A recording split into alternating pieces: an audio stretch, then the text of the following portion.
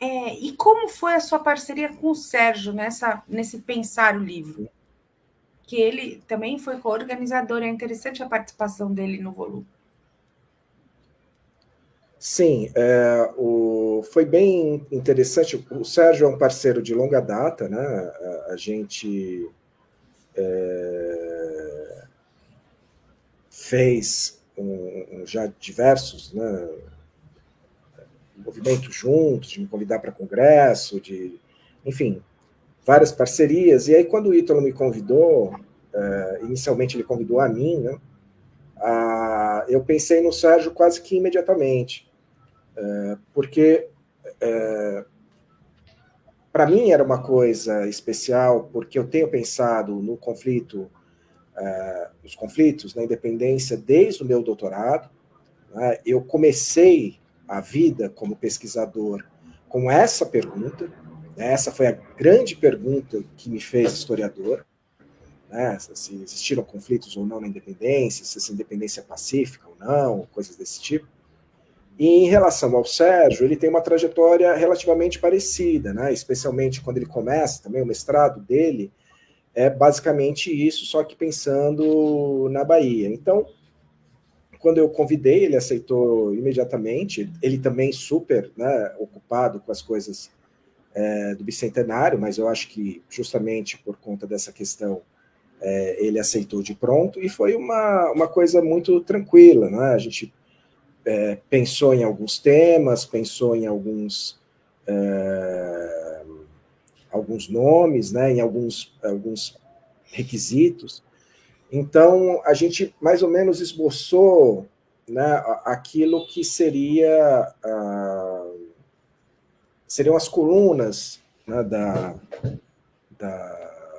do livro. Né? Então, a gente tinha em mente uma ideia de produzir um livro que enfatiza os conflitos no processo de independência do Brasil, mas que, ao mesmo tempo, mostrasse isso, né, nas províncias, mas também a influência dos conflitos na América em relação ao Brasil e também da própria Europa. Né? O último capítulo é sobre isso, da própria Europa sobre o Brasil, né? A situação desses portugueses que voltam para a Europa e coisas desse tipo.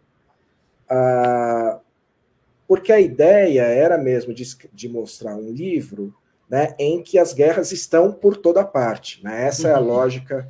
Né? O livro ele não começa com esse título, né? Mas é um pouco a ideia que a gente foi construindo, né? Que era necessário enfatizar a disseminação desses conflitos. Né?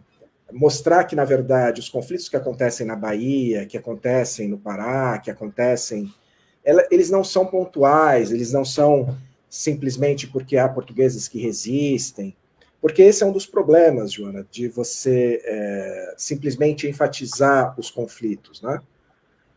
Porque quando você enfatiza, olha, houve guerras na Bahia, houve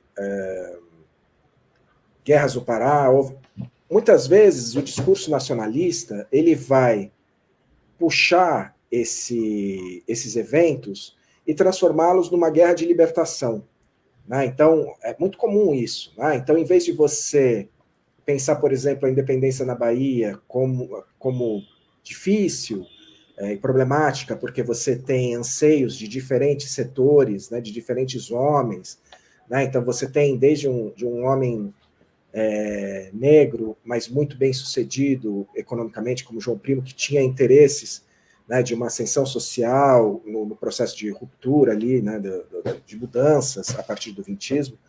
Você tem homens como o Antônio Rebouças, né, que também tem pretensões de ascensão social, não por acaso eles entram no exército, como você também tem pretensões de escravizados que imaginam um período de liberdade, de fim da escravidão, coisas desse tipo.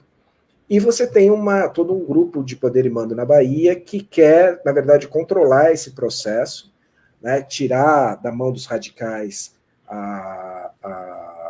o processo de independência, justamente para manter as coisas como estavam o máximo possível. Quando você pega enfim, uma historiografia nacionalista, ela vai olhar para isso e não vai enfatizar a diversidade. Ao invés disso, ela vai dizer, é uma luta de libertação.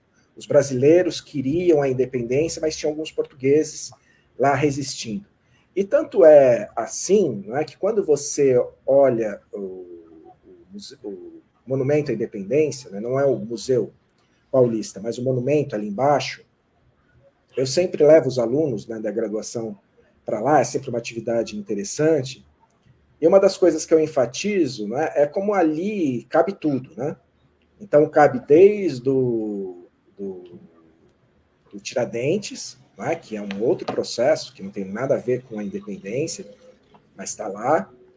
Como você tem a Batalha do Pirajá, ou seja, a batalha lá na Bahia, então ela é incorporada, né, não é incorporada como, olha, a diversidade da independência, mas como uma batalha de libertação, e até a maluquice suprema de todas essas incorporações de conflitos, que é a Revolução Pernambucana de 1817 em Pernambuco, que aí realmente não sei de onde, como que conseguiram justificar isso para colocar no monumento da independência. Mas eu enfatizo isso para dizer que não basta dizer que há conflitos, né? É necessário você dizer por que há conflitos.